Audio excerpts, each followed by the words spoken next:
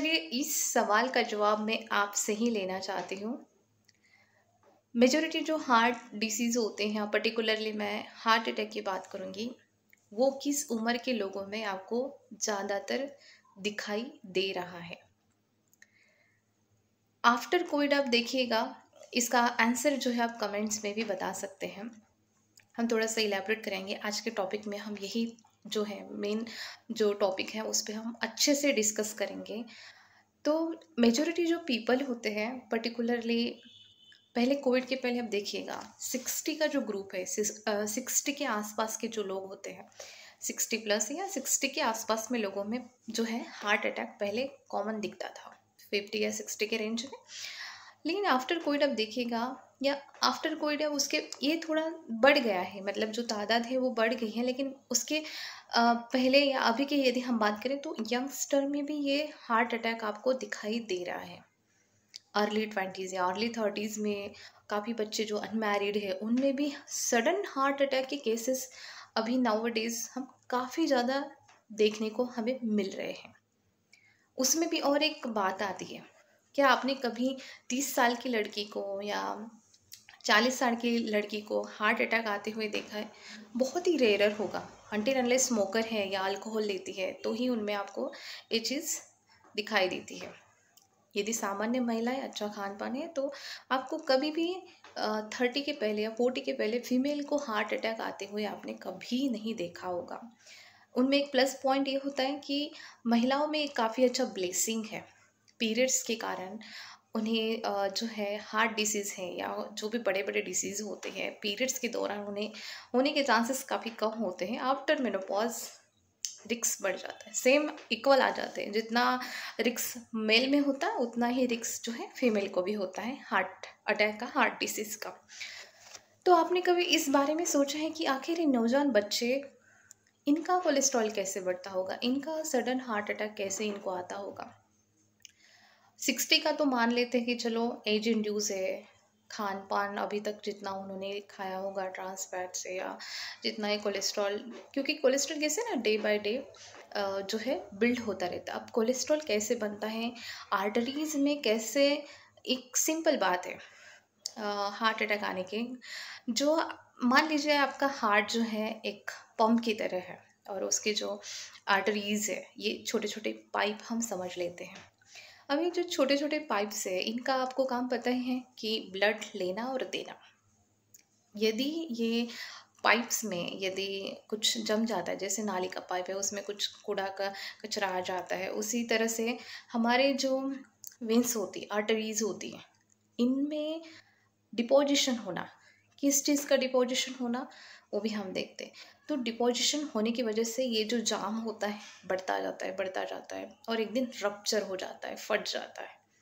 वहाँ पे प्लैक बनना चालू हो जाता है, फाइब्रस टिश्यू वहाँ पे डेवलप होना स्टार्ट हो जाते हैं और बहुत ही कम फ्लो ब्लड का वहाँ से जाता है एक दिन। तो आज की इस वीडियो में हम वही बात करेंगे कि क्यों आखिर जो है ये हार्ट डिसीज़ या एथेरोस्क्लेरोसिस या प्लैक बनना, या जो आपके पाइप है आर्टरीज है, आखिर ये किस वजह से फंस जाए तो वो रोक देता है, फ्लो रोक देता है। उसी तरह से हमारी आर्टरीज में ऐसा क्या जमा होता है, कौन सी चीज़ें वहाँ पे जमा होती है जिस कारण फ्लो कम हो जाता है ब्लड का, वही चीज़ को हम इस वीडियो में आज जानने वाले हैं और समझने वाले हैं, ताकि सारा जो अवेयरनेस है बच्चों तक भी जा सके।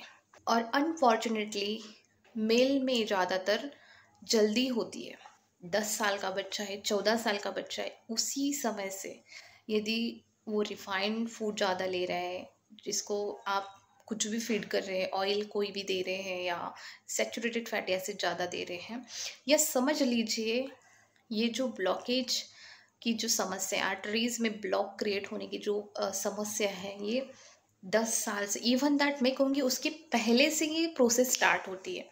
स्पेशली ना मेल किड्स में, जो लड़के होते हैं उनमें ये प्रोसेस काफ़ी फास्ट होती है दैन गर्ल्स। गर्ल्स में बिल्कुल भी टेंशन की बात नहीं होती है, उनके पीरियड्स होते हैं, हॉर्मोन्स होते हैं जो कि इन सारी चीज़ों को प्रिवेंट करते हैं। लेकिन आपको एक्स्ट्रा स्पेशल केयर देना है लड़कों को। लड़का कौन सा ऑयल खाता है, बाहर का खाना क्या खाता है, ये अभी के सिनेरियो से देखकर लगता है कि बच्चों की तरफ हमने सबसे ज़्यादा ध्यान देना है, क्योंकि अब देखिएगा जो मेजॉरिटी हार्ट अटैक आए हैं ज़्यादातर यंग मेल में ज़्यादा आपको दिखाई दे रहे हैं। तो ये जो प्रोसेस होती है एक दिन की बात नहीं होती, एक दिन में मानिए कितना ही वहाँ पे जो है ब्लॉकेज होगा। Day by day deposition start होता है। डिपोजिशन स्टार्ट होने के बाद में वहाँ पे वो पूरा ब्लॉक जो एकदम कड़ा बन जाता है, समटाइम्स वो फूट जाता है, अल्सर हो जाता है, वहाँ पे परमानेंट ब्लॉकेज वहाँ पे क्रिएट हो जाता है। वो बोलते हैं ना कि आपने एंजियोग्राम किया है तो वहाँ पे पूरा 90% ब्लॉकेज था, 70% ब्लॉकेज था।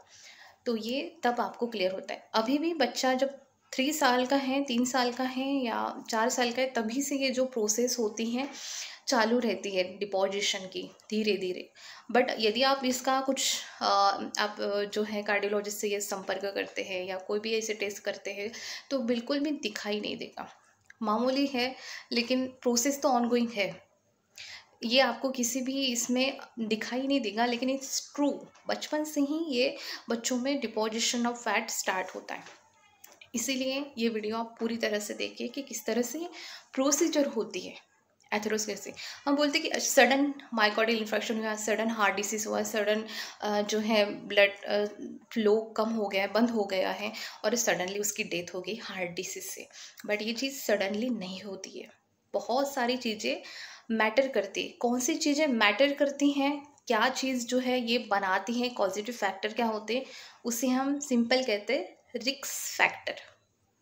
जिनमें रिस्क फैक्टर ज़्यादा, उनमें वो बच्चों में जो है ये आने की संभावना ज़्यादा, पॉसिबिलिटी ज़्यादा, अर्ली डेज में आने की संभावना उनमें ज़्यादा होती। एक दो रिस्क फैक्टर हैं तो हम मॉडिफाई करके, लाइफस्टाइल मॉडिफाई करके या समझदारी से जो है चीज़ों को प्रिवेंट कर सकते हैं। तो ऐसी कौन सी चीज़ें हैं जो हम अच्छे से करके उसके प्रिवेंट कर सकें और अपने बच्चों को हम जो है फ्यूचर में यंग स्टेज में हार्ट डिसीज़ होने से उसे बचा सकें। हार्ट अटैक को समझने के लिए हमें एक मेन टर्मिनोलॉजी है जिसे हम कहते हैं एथेरोस्क्लेरोसिस। एथेरोस्क्लेरोसिस को समझना काफ़ी इम्पॉर्टेंट है, क्योंकि यही मेन कारण होता है हार्ट अटैक लाने का, या जितने भी हार्ट डिसीज़ होते हैं, कोरोनरी हार्ट डिसीज़, ये सारे इससे जुड़े हुए होते हैं।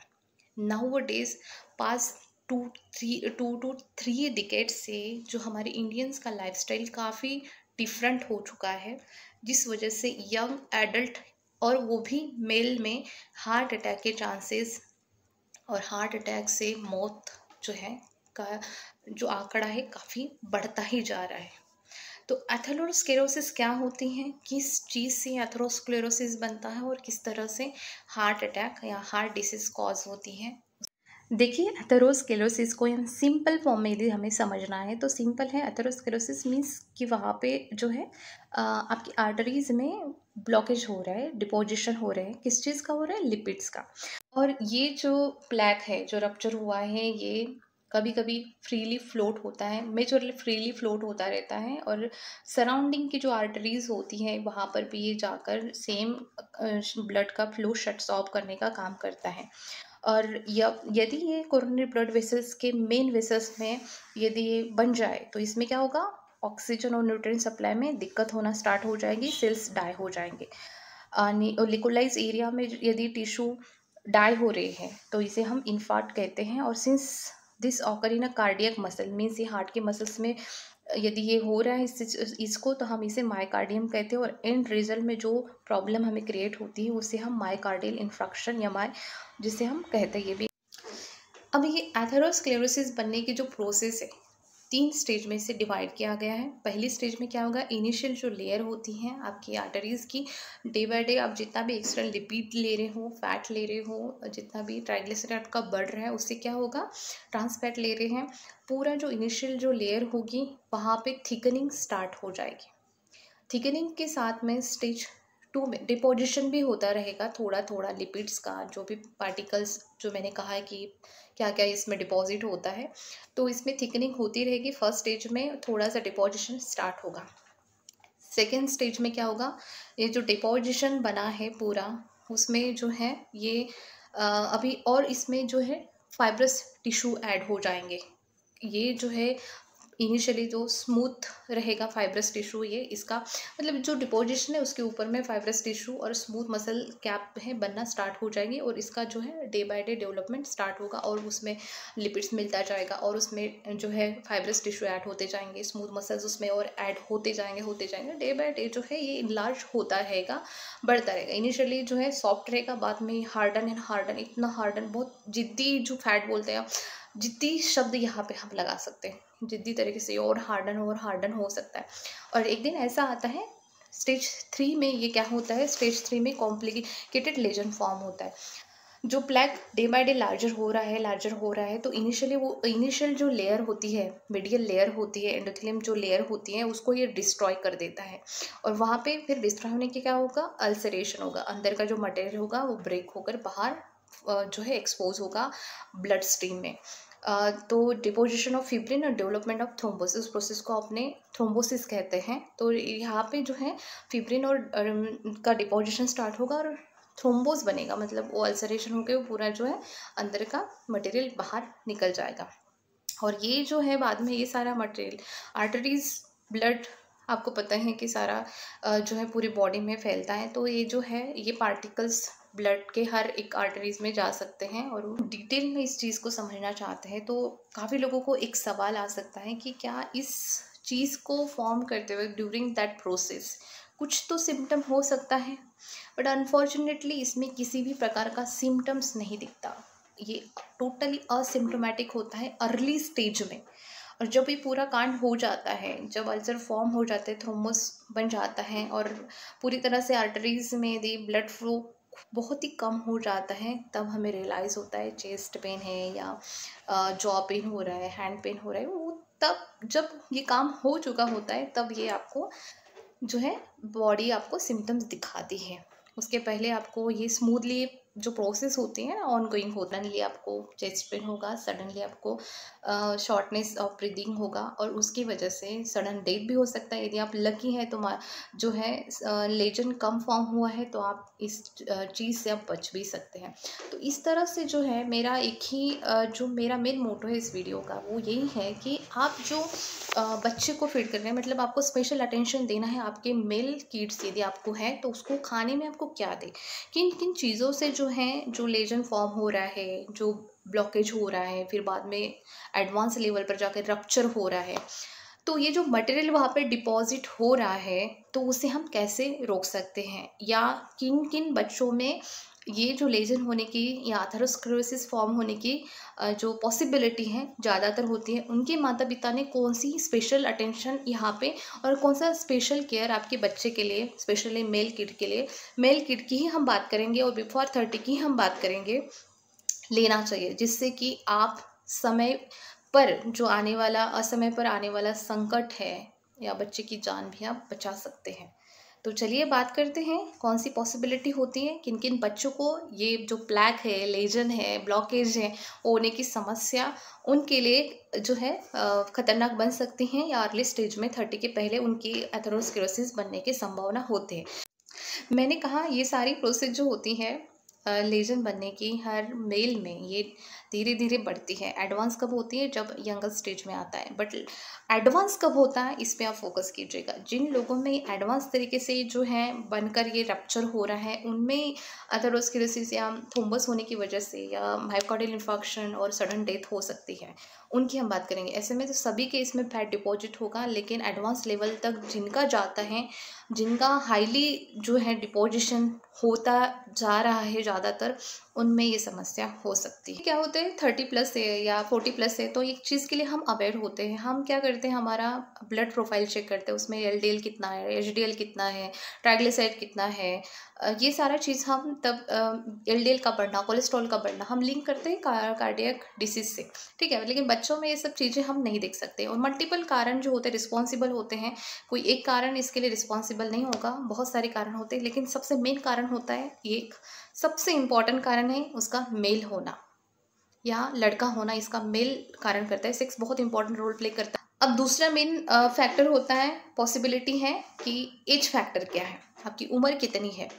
24 के बाद में बिफोर 30 चांसेस काफ़ी हाई होते हैं मेल में हार्ट अटैक आने के, हार्ट डिसीज़ आने के, और उसके बाद में फिर 50 के आसपास में।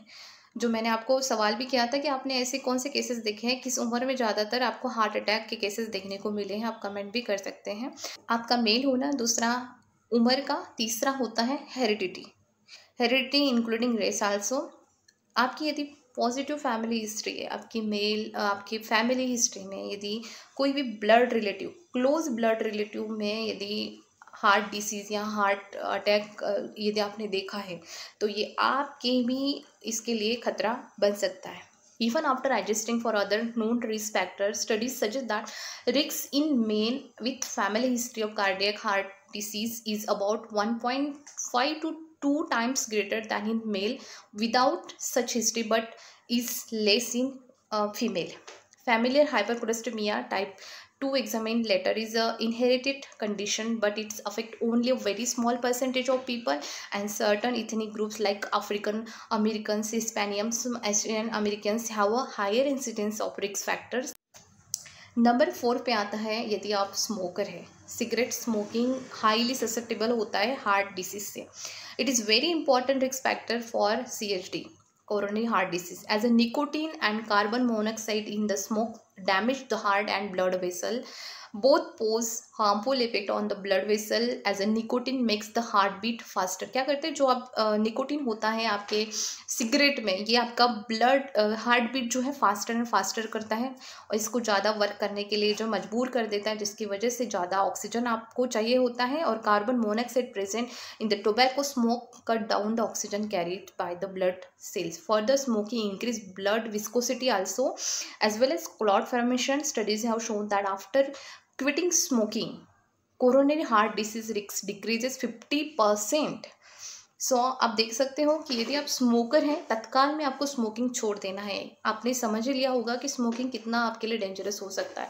ये स्मोकिंग क्या कर रहा है, हार्ट को एक तो ज़्यादा वर्क करने के लिए मजबूर कर रहा है, हार्ट बीट फास्टर करके, साथ में अब यदि हार्ट बीट ज़्यादा फास्टर हो रहा है, ऑक्सीजन की ज़्यादा ज़रूरत है, तो उसका भी ब्लड जो सप्लाई है वो भी कम कर रहा है। ये इसीलिए बोलते हैं कि जो भी स्मोकर्स होते हैं इनमें बहुत ज़्यादा होते हैं, और जितने भी हार्ट डेथ आपने देखे होंगे शायद अर्ली 30 के पहले, तो उसमें हो सकता है मेजोरिटी जो स्मोकिंग होता है, क्योंकि यंग पीपल में स्मोकिंग का जो क्रेज़ होता है, जो कॉलेज स्टूडेंट होते हैं उनको ये बड़ा अट्रैक्ट करता है, तो उन वजह से जो है इनमें ज़्यादातर जो है हम देख सकते हैं हार्ट अटैक इन लोगों में ज़्यादातर कॉमन है। इसीलिए जितना हो सके स्मोकिंग से बचे।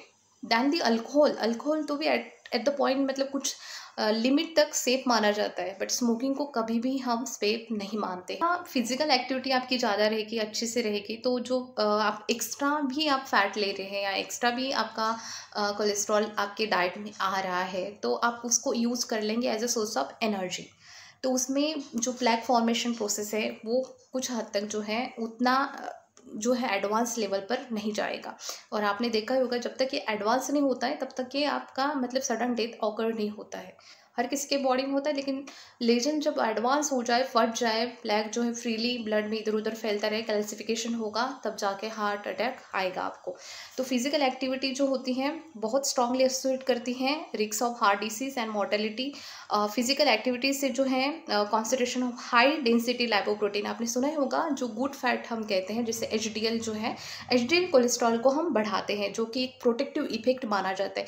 और अभी रिसेंटली कुछ स्टडीज़ का जो कहना है कि हम क्या करते हैं, फोकस करते हैं LDL को, LDL यदि बढ़ा है तो जो है हार्ट डिसीज होने के चांसेस है। रिसेंटली जो स्टडीज़ है उनका भी ये भी कहना है कि यदि आपका HDL यानी कि जो गुड कोलेस्ट्रॉल है वो भी यदि कम है तो भी आप हार्ट डिसीज़ से मतलब इसका जो रिस्क होता है, ये पॉसिबिलिटी होने के चांसेस आपकी बॉडी में ज़्यादातर होते हैं। इसीलिए जो गुड फैट को बढ़ाना है तो फिजिकल एक्टिविटी आप मस्ट है, आप फिजिकल एक्टिविटी जितना हो सके। और ये महिलाओं में जो है एक चीज़ और प्लस पॉइंट में जाती है महिलाओं में, तो महिलाओं का जो HDL है उनका अच्छा ही रहता है, लेकिन फीमेल बॉडी के लिए जो है मेल के लिए जो है थोड़ा सा स्ट्रगल करना पड़ता है। HDL माने गुड फैट के लिए मोर एक्सरसाइज है या कुछ जो अच्छे फूड्स होते हैं। हमने देखा कि मेल होना, दूसरा है एज, कौन सी एज में हैं आप, तीसरा है फिजिकल एक्टिविटी, या साथ में आप क्या देखे थे हमने, फैमिली हिस्ट्री हमने देखा था, और सिगारेट स्मोकिंग या निकोटिन का सेवन, तम्बाकू भी खा रहे हैं तो सेम चीज़ हो रही है, जैसे आप सिगरेट पी रहे हैं ना, सेम चीज़ जो है तम्बाकू भी लागू होती है।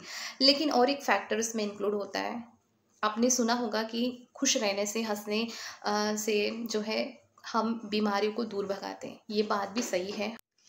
आपने देखा होगा कुछ जो लोग होते हैं टाइप ए पर्सनालिटी जिसे कहा जाता है, उनमें जो है कॉर्टिसोल लेवल बढ़ा रहता है, या उनको को हर काम की बहुत जल्दी होती है, बहुत ज़्यादा उनको एकदम मतलब बोल सकते हैं एकदम ज़्यादा ही उनको जल्दी होती है किसी भी जाने की, कुछ भी करने की बहुत ज़्यादा जो है उनमें एक अलग तरह का टाइम अर्जेंसी उनमें होती है, जिनका टाइम अर्जेंसी उनको ज़्यादा रहती है। तो इन लोगों में जो है हमेशा जो कॉर्टिसोल हार्मोन भी इनमें हाई होता है, और ऐसे टाइप की पर्सनालिटी में भी आप देखिएगा इन लोगों को हार्ट अटैक या हार्ट डिसीज होने के चांसेस, जो कूल है, काम है, शांत है, उन लोगों से जो है टाइप ए पर्सनालिटी के लिए जो है ज़्यादातर पॉसिबिलिटी ज़्यादा होती है। इन लोगों में टाइप ऑफ अर्जेंसी दिखाते हैं, बहुत जल्दी में होते हैं, और इनको हर काम जो होता है एकदम अलग ही पर्सनालिटी होती है इनकी। तो इन लोगों में भी जो है हार्ट डिसीज होने का, इसलिए रिलैक्सेशन टेक्निक बहुत इंपॉर्टेंट होती है। इसमें लागू होता है कि आप रिलैक्सेशन टेक्निक कीजिए, जैसे ब्रीदिंग जो होता है, अनुलोम विलोम करिए या मेडिटेशन करिए, जिससे कि हम इससे जो आने वाला खतरा है, लेकिन ये एक ही फैक्टर के लिए लागू होता है, साइकोलॉजिकल फैक्टर। बाकी अदर के लिए आपको जो चीज़ें बताई है कि इसी चीज़ के लिए आपको ये करना है, तो वो आपको करना ही पड़ेगा। फैक्टर आता है ओबेसिटी। वी नो दैट कि ओबेसिटी यानी कि मोटापा अपने पास सारी चीज़ों को बुलाता है, सारे जो मेड्स डिजीज़ हो, डिसऑर्डर्स है, वो सारा अपने पास बुलाता है। सेम लिंक करता है आपके कोरोनरी हार्ट डिसीज से। यदि आप ओबेस हैं, ओबेस में भी फैट डिस्ट्रीब्यूशन किस तरह से, आपका अपर बॉडी में फैट डिस्ट्रीब्यूशन यदि ज़्यादा है than the lower body fat, abdominal area में ज़्यादा, यदि बॉडी पार्ट में जो है फैट डिस्ट्रीब्यूशन ज़्यादा है, डिपोजिशन ज़्यादा है, आपका BMI 30 से ज़्यादा है, तो ये डिस्लिपिडेमिया जो है डायरेक्टली लिंक करता है हमारे BMI से। यदि आपका BMI ज़्यादा है, बॉडी फैट डिस्ट्रीब्यूशन अपर बॉडी में ज़्यादा है, तो आपको हार्ट डिसीज़ होने के चांसेस और ज़्यादा बढ़ जाते हैं।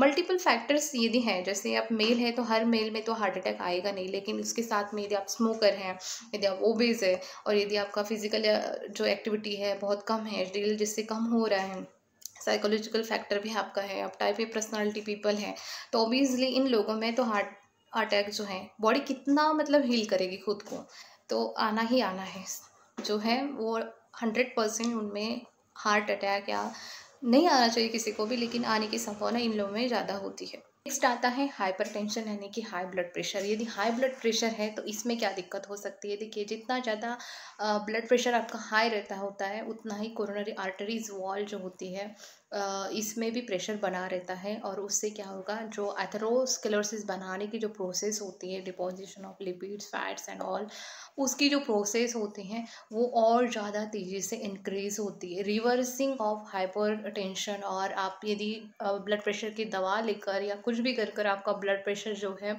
मेंटेन रखते हैं, तो काफ़ी हद तक जो है अबाउट हम कह सकते हैं 40 से लेकर 50% तक एथेरोस्क्लेरोसिस की प्रोसेस जो है आप रोक सकते हैं। इसीलिए जितने भी ब्लड प्रेशर वाले पेशेंट होते हैं उनके लिए बहुत सही एडवाइस है कि प्लीज़ आप अपना हाइपरटेंशन, हाई ब्लड प्रेशर को मेंटेन करिए, उचित दवाई लीजिए, लाइफस्टाइल अचीव कीजिए अच्छा सा, और इसको जितना जल्दी हो सके नॉर्मल रखिए, तो आपका एथेरोस्क्लेरोसिस बनने का, हार्ट डिसीज़ बनने का जो प्रोसेस है, हार्ट अटैक आने का, वो काफ़ी हद तक आप कम कर सकते हैं। नेक्स्ट आता है, वेल नोन है, डायबिटीज़ मेलाइटिस। डायबिटीज़ आपको यदि है, अनकंट्रोल है, 10 साल के बाद आपका कोलेस्ट्रॉल बढ़ना ही बढ़ना है, चाहे आप नॉनवेज खाएं, चाहे आप कम ऑयल खाएं, कितना ही कंट्रोल करें, फिर भी यदि आप शुगर वाले हैं और 10 साल से आपको शुगर बना है और अनकंट्रोल है, आप कुछ भी खा रहे हैं, कहीं शुगर 300 पार कर रहा है, फिर भी टेंशन की बात नहीं है, खाली पेट का शुगर भी काफ़ी ज़्यादा बड़ा होता है।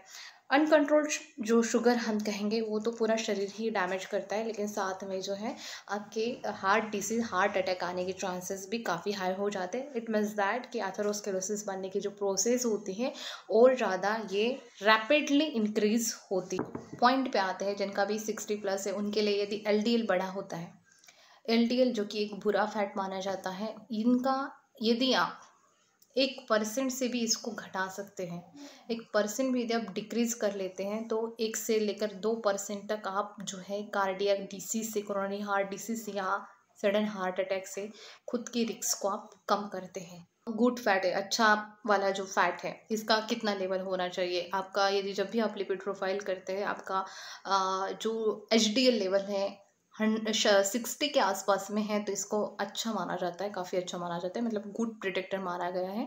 इससे आप जो है हार्ट डिसीज़ का खतरा आपको कम है, लेकिन ये बिलो 60 आ रहा है तो थोड़ा आपको खतरा बन सकता है। मेन बात करते हैं कि छोटे जो बच्चे होते हैं चिल्ड्रंस में कैसे heart attack, pre mature heart attack या प्री मैच्योर एथेरोस्क्लेरोसिस बनता है। देखिए, होमोसिस्टिन एक बड़ा मार्कर माना जाता है हार्ट डिसीज से रिलेटेड या हार्ट अटैक से रिलेटेड।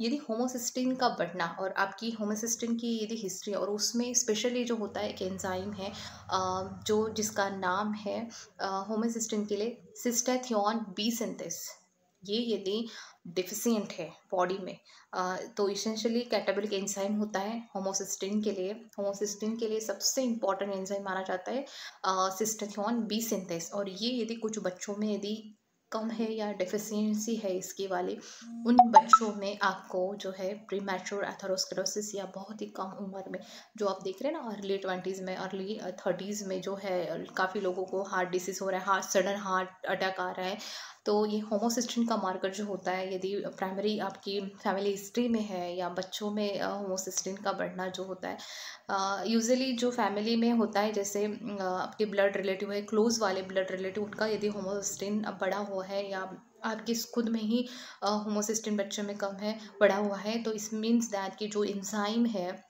सिस्टैथियोन बी सिंथेस, इसकी कमी होने के कारण बच्चों को सडन हार्ट अटैक आ सकता है। तो इस बात के लिए आप थोड़ा अवेयर रहे और बच्चों में देखें कि फैमिली हिस्ट्री में देखिए होमोसिस्टिन है, तो आपको बहुत ही ज़्यादा सतर्क रहना है अपने बेटे को लेकर।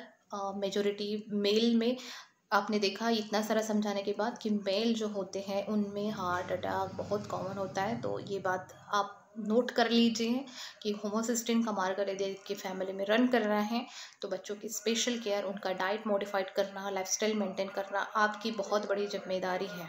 इन्फ्लामेशन इवन दैट मेरा इसमें बहुत एक लंबा वीडियो मैंने ऑलरेडी पोस्ट किया है। इन्फ्लामेशन जैसे डायबिटीज़ हो रहा है या हार्ट डिसीज़ हो रही है या कोई भी जो बड़ी बड़ी बीमारियां होती हैं, उसके पहले जो प्रेडिक्टर आपके बॉडी में प्रेजेंट होता है वो है इन्फ्लामेशन। जितना इन्फ्लामेशन आपका ज़्यादा रहेगा उतना ज़्यादा ये सारी बीमारियां होने के चांसेस, रिस्क में आप बहुत ज़्यादा क्लोज रहते हैं उनके। तो इन्फ्लामेशन किस तरह से वर्क करता है, देखो एथेरोस्क्लेरोजेनेसिस जो है इन्फ्लामेटरी प्रोसेस, खुद में ही एक इन्फ्लामेटरी प्रोसेस होती है। मार्कर ऑफ इन्फ्लामेशन है such as C reactive protein जो होता है, काफ़ी अब कई बार एक आपने टेस्ट किया होगा तो उसमें सी रिएक्टिव, जब आप बीमार भी रहते हैं, थोड़ा सा फीवर वगैरह आता है, तो उसमें भी आपका सी रिएक्टिव प्रोटीन जो होता है इसका लेवल जो है एलिवेटेड आता है। तो ये जो बढ़ना माने ये यदि आप फीवर में है या आप सीक है तो बढ़ रहा है लेकिन बाद में नॉर्मल आ रहा है, तो इसका जो है उतना इम्पैक्ट नहीं होता है, मतलब वो उस दौरान ही बढ़ेगा, बाद में वो अपने आप धीरे, आप जैसे आपका फीवर चला गया, सिकनेस चला गया, तो ये जो है ये हो जाता है। लेकिन वैसे भी अब यदि हम देखें एंजिना पेक्टोरिस होता है या कोरोनरी इवेंट्स होते हैं, स्ट्रोक्स हैं, पेरिफेरल वास्कुलर डिसीज़ है, ये इसके लिए भी जो सी रिएक्टिव प्रोटीन का बढ़ना या इन्फ्लामेटरी मार्कर्स जिसे माना जाता है, इसका बढ़ना हमारे लिए खतरनाक होता है। सो आप यदि सीक नहीं है और नॉर्मली आपका सी रिएक्टिव प्रोटीन का टेस्ट जो है बढ़ा हुआ आ रहा है, तो डेट मीन्स की इन्फ्लामेशन शरीर में ज़्यादा है, जिसके चलते आपको मायोकार्डियल इन्फ्रैक्शन या कोरोनरी हार्ट डिसीज़ होने के चांसेस काफ़ी ज़्यादा होते हैं। था पूरा एथेरोस्क्लेरोसिस का पैथोफिजियोलॉजी, और आप जो है कैसे अवेयर हो सकते हैं और किन लोगों को, किन बच्चों को ज़्यादातर रिक्स में है कि उन्हें अर्ली 20s में जो है हार्ट अटैक आ सकता है, एथेरोस्क्लेरोसिस किस तरह से फॉर्म होता है और कौन कौन से फैक्टर उससे जुड़े होते हैं, वो अभी हमने अच्छे से डिस्कस कर लिया। अब हम पॉइंट वाइज देखते हैं कि कौन सी चीज़ें होती है जो कार्डियोवास्कुलर डिसीज़ को बनाती है। तो कार्डियोवास्कुलर का सीधा रिलेशन किससे आता है, लिपिड प्रोफाइल से। तो जब भी आप अपना लिपिड प्रोफाइल टेस्ट कराते हैं कि आपको कोलेस्ट्रॉल कितना है, एचडीएल कितना है, एलडीएल कितना है, तो आप उसमें जो है कितना होना चाहिए नॉर्मल वैल्यू, वो हम डिस्कस करते हैं, और कौन से वैल्यू बढ़ने से, कितनी वैल्यू बढ़ने से आपको कार्डियोवास्कुलर डिसीज़ हो सकता है। नंबर 1 पे आता है आपका LDL cholesterol. LDL cholesterol normal जो है 1 बिलो 130 गुड माना जाता है, इससे बढ़ना माने हार्ट डिसीज़ का खतरा बन रहा है। एचडीएल कोलेस्ट्रॉल यदि आपका 40 के नीचे आ रहा है, इट मीन्स दैट आपको हार्ट डिसीज़ जो है कार्डियोवास्कुलर डिसीज के रिस्क में आप आ रहे हैं। टोटल कोलेस्ट्रॉल होना चाहिए लेस दैन 200, ट्राइग्लिसराइड हमारा 150 के नीचे यदि है तो बहुत अच्छा है। लिपिड रिस्क फैक्टर देखते हैं जो कि आपके लिपिड प्रोफाइल में तो नहीं आएगा, लेकिन जो रिस्पॉन्सिबल है हार्ट अटैक के लिए या हाँ कार्डियोवास्कुलर डिसीज के लिए, वो आते हैं नॉन मोडिफाइबल, जिसको हम चेंज नहीं कर सकते, जो हमारे हाथ में नहीं है उसको हम चेंज ही नहीं कर सकते। वो कौन से रिस्क फैक्टर है? पहला है कि आप मेल जेंडर है तो हम उसको चेंज नहीं कर सकते। नंबर 2 है यदि आप 45 के ईयर्स अबो है, मेन है, और वुमन जो कि जिनका मेनोपॉज हो चुका है और 55 प्लस है, उन लोगों को भी हम चेंज नहीं कर सकते। दूसरा है कि हेरिडिटी मैटर करती है। फोर्थ है family history, premature cardiovascular disease है, मायोकार्डियल इंफ्रैक्शन हुआ है, सडन डेथ हुई है 55 साल के पहले, यदि आपके मदर फादर या क्लोज ब्लड रिलेटिव जो भी है, चाचा है, फूफा चाचा है या आपकी बुआ है, उनकी यदि डेथ प्री मैच्योर तरीके से डेथ हुई है मायोकार्डियल इन्फेक्शन से या किसी भी हार्ट डिसीज से रिलेटेड, तब आप जो है इसको चेंज नहीं कर सकते हैं, या फिर फर्स्ट डिग्री रिलेटिव जिसे कहा जाता है। और मदर की यदि 65 ईयर्स के पहले यदि उसी सेम चीज़ से यदि फादर के लिए होता है 55 और मदर के लिए होता है 65, उसके पहले यदि डेथ हुई है फैमिली हिस्ट्री में मदर फादर की, तो आपको ये स्ट्रांगली अफेक्ट करता है कि आपको जो है एथेरोस्क्लेरोसिस और तेजी से बढ़ेगा और मायोकार्डियल आपका कार्डियोवास्कुलर डिसीज आपको बन सकते हैं, सडन हार्ट डिसीज आपको बन सकते हैं। मोडिफाइबल जो आपके हाथ में है, जो आपको चेंज करना है, चेंज आप करके ये आपके नसीब में है कि आप उसे चेंज कर सकते हैं। तो आपको इसे डेफिनेटली बहुत ध्यान से सुनना है और इस पर आपको अच्छे से गौर करना है। सबसे पहले आता है सिगरेट स्मोकिंग। एक बार यदि आप थोड़ा सा आप ड्रिंक कर लेते हैं वो तो भी बुरा आता है, लेकिन सिगरेट स्मोकिंग है, गुड़ाकू है, तम्बाकू है, खाना सेहत के लिए सबसे डेंजरस हो जाता है। रैपिडली जो है आप प्रोसेस को और ज़्यादा बढ़ावा देते हैं। आपने देखा है कि किस तरह से तेज़ी से जो है अर्ली 40s में, अर्ली 20s में जो है तेज़ी से एथेरोस्क्लेरोसिस बनने की प्रोसेस फॉर्म होती है। तो यदि आपका सिगरेट स्मोकिंग है तो आपको जल्दी से जल्दी इस पर वर्क करना है। हाइपरटेंशन आपका है 140 से 90 लेकर 140/90 से यदि ये हमेशा बढ़ा रहता है तो आपको इसको कंट्रोल में लाना है, अच्छी दवाई लेना है, अच्छा लाइफस्टाइल मेंटेन करना है और खाने में परहेज़ करना है, और इसको जितना हो सके आप अच्छे से कंट्रोल कीजिए। नेक्स्ट आती हैं यदि आप फिजिकल इनएक्टिव है, आपका लाइफस्टाइल ऐसा है कि आपके पास बिल्कुल भी समय नहीं है वर्कआउट करने का, या आप बैठे तरीके का काम करते हैं और बिल्कुल भी वर्कआउट नहीं करते हैं, बॉडी पर कुछ भी वर्क नहीं करते, तो डेफिनेटली आपको ये डिसीज़ हो सकता है। ओबेसिटी, यदि आपका ओबेसिटी BMI पर्टिकुलरली 30 से ज़्यादा आ रहा है, और दूसरा जो अपर एरिया में जो है बॉडी में अपर पार्ट में जो है फैट का डिस्ट्रीब्यूशन ज़्यादा है और नीचे में कम है, तो डेफिनेटली नेक्स्ट है डायबिटीज़ मेलाइटस, यदि आपको है लंबे समय से आपको चल रहा है, डेफिनेटली आपको जो है हार्ट अटैक होने के चांसेस ज़्यादा है। तो जितना हो सके ऑयली चीज़ें या जितना हो सके आप जो है लाइफस्टाइल मैनेजमेंट ज़रूर कीजिए और शुगर को कंट्रोल में रखिए। नेक्स्ट है एथेरोजेनिक डाइट, पर्टिकुलरली नाम देते हैं एथेरोजेनिक डाइट, जो कि सैचुरेटेड फैट, ट्रांस फैट या फैटी एसिड से भरपूर है।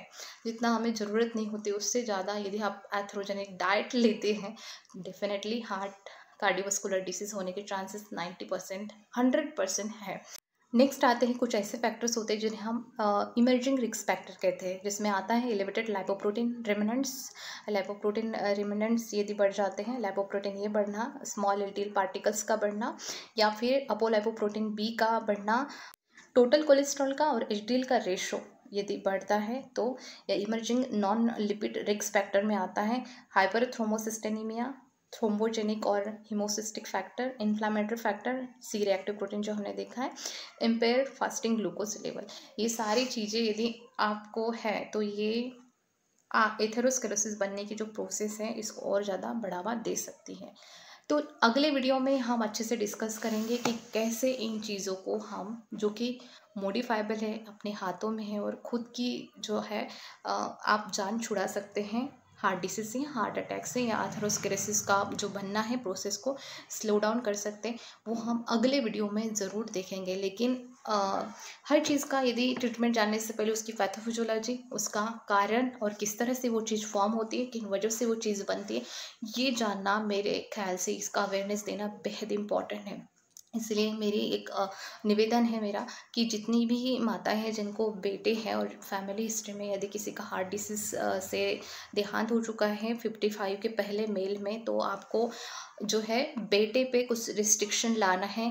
फैट वाली चीज़ें आपको नहीं देना है, पर्टिकुलरली ट्रांस फैट और सैचुरेटेड फैट। ये ऐसे डेंजरस फैट्स होते हैं कि इस वजह से जो है आपका एथेरोस्क्लेरोसिस जो बनने की प्रोसेस होती है वो बहुत तेज़ी से बढ़ जाती है। नेक्स्ट वाली वीडियो में हम पर्टिकुलरली देखेंगे कि किस तरह से हमारा खान पान होना चाहिए, जो कि हम हमारा प्री मैच्योर का माइकार्डियल इन्फेक्शन या हार्ट डिसीज़ है उसे हम प्रिवेंट कर सकें और अपने बच्चों की हम जान बचा सकते हैं। इसी तरह की जानकारी के लिए आप ये चैनल को या मेरे यदि फेसबुक पेज पे आप जुड़े हैं तो इसे फॉलो करिए, यूट्यूब चैनल को आप सब्सक्राइब ज़रूर कीजिए। और अगले वीडियो में हम मिलते हैं जिसमें कि हम देखेंगे कि बच्चों का डाइट कैसे होना चाहिए, कौन सी चीज़ें उन्हें हमें भूलकर भी नहीं देना है जिससे कि उनका एथेरोस्क्लेरोसिस प्रोसेस फास्टर ना हो, और कौन से ऐसे हमें प्रिकॉशन लेना होता है।